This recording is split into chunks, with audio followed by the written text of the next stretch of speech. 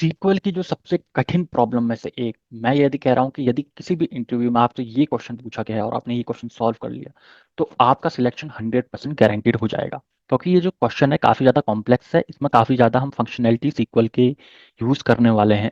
तो आपको नॉलेज जो टेस्टिंग होगी वो बहुत अच्छी तरह से हो जाएगी। तो आइए इस क्वेश्चन को सॉल्व करते हैं। देखिए, कभी भी कोई बड़ी प्रॉब्लम को सॉल्व करने का सबसे बेहतरीन तरीका होता है उसको ब्रेक करना। तो ऐसे में हम ब्रेक करेंगे सॉल्यूशन को स्टेप बाय स्टेप। सबसे पहले मैं आपको इसका टेबल दिखा देता हूँ। एक कस्टमर नाम का टेबल है जिसमें कस्टमर आईडी है, उसका नेम है, वो किस डेट को विजिट किया है और अमाउंट है। तो ये एक टेबल दे रखा है और ये एक रेस्टोरेंट की डिटेल है। अब रेस्टोरेंट का ओनर हमें ये कहता है कि यार आप एनालाइज करो, ठीक है, कि मूविंग एवरेज की कस्टमर ने 7 डेज मूविंग एवरेज में टोटल कितना अमाउंट पे किया है, हमारे पिछले 7 दिनों में कितना अमाउंट पे आया, पेमेंट हुआ है। मान लीजिएगा एक एग्जांपल यहाँ पे मैं आपको देता हूँ कि 1 2 3 4 5 6 7 8 9 10 11। मान लीजिएगा कोई भी एक कस्टमर है इनमें से ना, तो वो कह रहा है कि यदि वो कस्टमर इस डेट को विजिट हुआ है, ठीक है, मान लीजिएगा कस्टमर इस डेट को विजिट किया है, तो हमें ये कैलकुलेट करना है कि ऑन एन एवरेज पिछले 7, आज का डेट डे मिला के जो पिछले 6 दिन और हैं, यानी कि टोटल 7 दिन हो गए, इसमें आपका जो एवरेज अमाउंट है वो कितना आया है, कि कस्टमर ने कितना खर्च किया है। जैसे कि किसी कस्टमर ने जब इस तारीख को विजिट किया था, ठीक है, इस तारीख को जो सेल हुई है, इस तारीख को टोटल इतना अमाउंट की सेल हुई है और एवरेज अमाउंट हमारा ये आया है, तो इसका एवरेज निकालना है।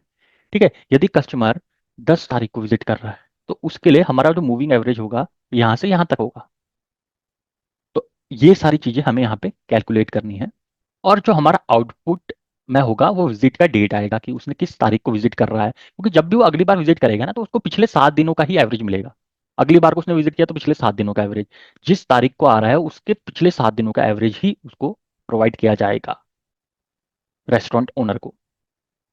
और इसके अंदर एक कंडीशन ये भी है कि एवरेज अमाउंट हमारी राउंड ऑफ होगी 2 डेसिमल प्लेस तक, और विजिटेड ऑन होगा, जो डेट होगा उसको हम असेंडिंग ऑर्डर में यहाँ पे डिस्प्ले करवाएंगे। अब मेरा जो स्टेप होगा, मैं कैलकुलेट करूंगा कि डेली टोटल कितना हो रहा है हमारा, जो कस्टमर का ट्रांजेक्शन का, कि डेली टोटल के हिसाब से कस्टमर कितना खर्च कर रहा है, क्योंकि हो सकता है ना कस्टमर एक से ज़्यादा बार किसी डिफरेंट डेट में विजिट कर रहा होगा। तो डेली टोटल मेरे को यहाँ पे निकालना है। तो इसके लिए मैं करूंगा कि मैं सिलेक्ट करूंगा फ्रॉम, अब टेबल तो हमारे पास एक ही है कस्टमर्स, क्योंकि मुझे यहाँ डेली टोटल निकालना है, तो सबसे पहले मैं विजिटेड ऑन लिखूंगा कि जिस डेट को विजिट हुआ है वो मेरे को यहाँ पे दे दो, कॉमा मुझे दे दो सम ऑफ अमाउंट, कि डेली टोटल के हिसाब से कितना अमाउंट हमारे पास सेल हो रही है।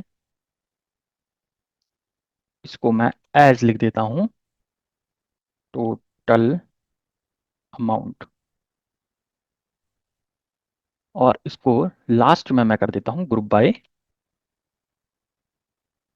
विजिटेड ऑन, यानी कि तारीख के हिसाब से मैं निकाल लेता हूँ। इसको मैं रन करके सबसे पहले आपको दिखाता हूँ कि किस तरीके का हमें आउटपुट यहाँ प्रोवाइड होगा। तो देखिए, जिस तारीख पे विजिट हो रखा है ना, उस दिन कितनी सेल हुई है ये हमें पता लग गया है यहाँ से। तो ये हमारा पहला स्टेप कंप्लीट हो गया है। अब मैं इसको as a common table expression use करने वाला हूँ। तो विथ, मैं इसको डेली टोटल नाम दे देता हूँ एज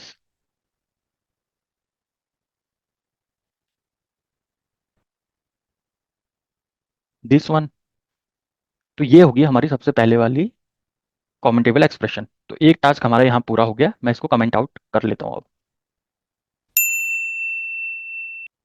अब जो हमारा दूसरा टास्क है, दूसरे टास्क में हमें 7 डेज विंडो सिलेक्ट करनी है। 7 डे विंडो यानी कि जिस दिन वो आ रहा है, विजिट करने आ रहा है स्टोर पे, उससे 7 दिन के अंदर का जो टाइम पीरियड होगा उसको हम कैलकुलेट करेंगे।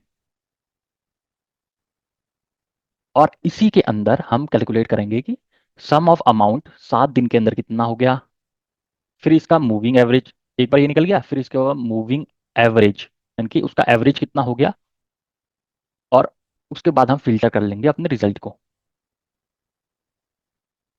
मैं सिलेक्ट करूंगा जिस तारीख को वो व्यक्ति विजिट किया है स्टोर में उसको, comma sum of total amount, total amount हमारे ऊपर वाले टेबल से आएगा, टोटल अमाउंट ओवर, हम इसको किसी के कॉरस्पॉन्डिंग सम कर रहे हैं, ठीक है। तो इस वजह से मैंने ओवर लिखा है, ओवर ऑर्डर्ड बाय, हमें हर चीज ऑर्डर करनी है on the basis of visiting date, ठीक है। अब मैं क्योंकि इसको ओवर कर रहा हूं तो मैं लिखूंगा जो भी हमारी रोज होंगी बिटवीन, 6 पिछली वाली रोज को काउंट करूंगा, जैसे मैंने 1 2 3 4 करके एग्जाम्पल बताया था ना, तो 6 पिछले वाली रोज को काउंट करूंगा, 6 प्रीसीडिंग एंड करंट रो। तो इससे क्या मिलेगा मेरे को 1 2 3 4 5 6 7 8, तो अगर ये इस डेट को विजिट किया है तो मैं को सम ऑफ टोटल अमाउंट मिलेगा कि यार ये जो पिछले 6 दिन का प्लस ये देखो 6 प्रीसीडिंग एंड करंट रो इस दिन का, तो मेरे को इनके ऊपर मैं इसका सम ऑफ टोटल कर रहा हूँ, ठीक। तो अब मैंने एक बार सम कर दिया, 7 दिन का निकाल लिया मैंने सम, अब मुझे क्या करना है, इसका मूविंग एवरेज कैलकुलेट करना है। मैं इस पूरे को एक एलियास फॉर्म दे देता हूँ कि यार ये बता रहा है मेरे को कि मेरा कितना अमाउंट मैंने पे किया है। अब मुझे इसका एवरेज पता करना है, ठीक है। एवरेज किसका पता करना है मेरे को, टोटल अमाउंट का, कितना एवरेज हमें मिला है, ओवर। अब ये एवरेज भी तो हमारा किसी पर्टिकुलर डेट तक का होगा, यानी कि जैसे हमने यहाँ पे किया है ना, वैसे ही हम ओवर एवरेज भी निकालेंगे, ठीक। तो मैं सेम इस कोड को कॉपी करता हूँ और यहाँ पे पेस्ट कर देता हूँ, तो यहाँ से मेरा क्या निकल जाएगा, एवरेज निकल जाएगा। लेकिन हमें ये कह रखा है कि average amount needed to be round off to two decimal place, तो यानी कि मेरे को राउंड फंक्शनलिटी का यूज करना पड़ेगा, तो मैं लिखता हूँ राउंड, और ये जो भी आउटपुट दे रहा है ना, यहाँ से यहाँ तक का, इसको मैं 2 डेसिमल प्लेस तक राउंड कर दूंगा, और फिर राउंड को क्लोज कर देते हैं। इसको मैं नाम देता हूँ एज एवरेज अमाउंट।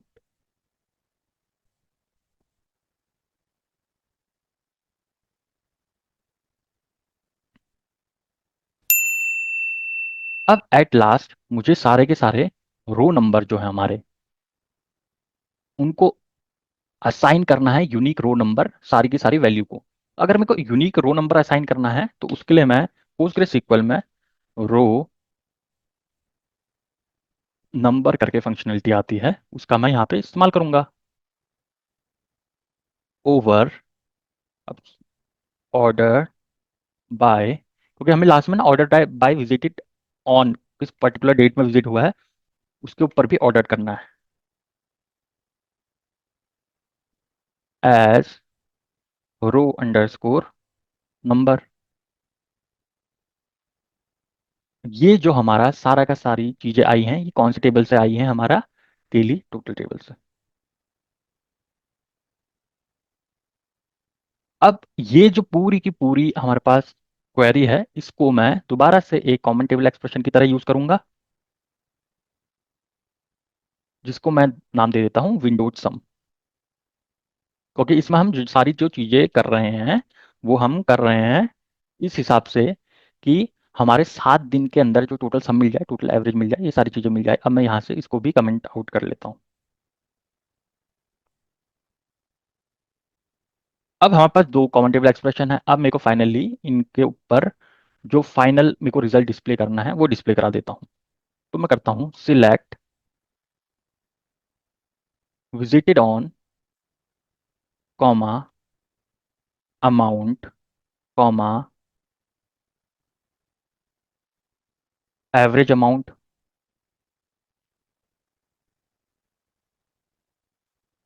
फ्रॉम इस वाले टेबल से, वियर, जहां पे कि जो हमारा रो नंबर होगा वो लेस देन ग्रेटर या इक्वल टू होना चाहिए 7, ठीक है। यानी कि अगर कोई व्यक्ति केवल 6 ही दिनों तक आ रखा है तो उसका एवरेज नहीं निकलेगा, इसका मतलब ये है ग्रेटर देन इक्वल टू 7, और लास्ट में order by visit it on. अब देखिए काफ़ी लंबी ये सीक्वल प्रॉब्लम होगी, मेरे को एक बार रन करके चेक करना पड़ेगा किसी तरीके का कोई एरर है या नहीं है। ओके, ये रो ही हो गया, इसको रो कर देते हैं।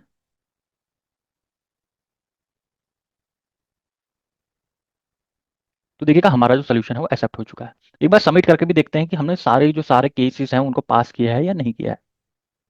तो देखिएगा हमने सारे के सारे केसेस पास कर लिए हैं। आपको इस तरीके की क्वेरी जरूर के जरूर ही करनी चाहिए। अगर आपने ये क्वेरी कर ली तो याद रखिएगा, आप जिस भी टेस्ट में बैठ रखे हैं, जिस भी इंटरव्यू को क्रैक करना चाह रहे हैं, आप डेफिनेटली कर ही लेंगे। आशा करता हूँ मेरी वीडियो पसंद आई होगी। यदि पसंद आई तो लाइक शेयर और सब्सक्राइब जरूर कीजिएगा। डेटा साइंस वाले को अपना कीमती समय देने के लिए बहुत बहुत धन्यवाद।